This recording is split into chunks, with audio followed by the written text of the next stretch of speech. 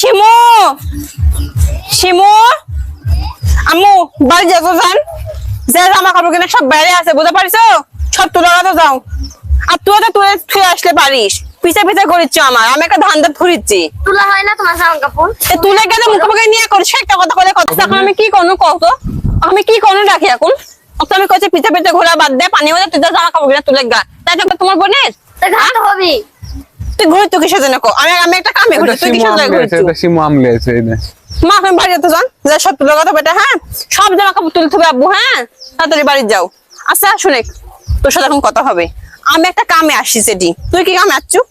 তোমার সাথে আইছি তারপরে দাস পুকা তুই বাড়ি যা। যা। তোমার সাথে। বাড়ি যে আমি হাঁস খেতে বেড়াচ্ছি, ওই হাসি ওদের বাড়ি দেখলে হাঁস উঠবে না নিকো, তুই চলে যেতে যা। না, উঠবে না। আমি নতুন হাঁস কিনেছি সাইড দে, ওই হাঁস কিন্তু দিকগুলো এখন দিকে চলে যাবে নিকো, মেলা মানুষ যদি বাড়ি চলে যা। ওরে হাসালা হইছে। এখন তো পাইলা খাওয়ার মুরাদ হয় না কো, আমি পাইলা ধুই তাই তো ওই বলে খাও তুমি, পাইলা তো পারো না কো একটা। না তো আমি পালতে পারিনি, খালি তুমি পারো।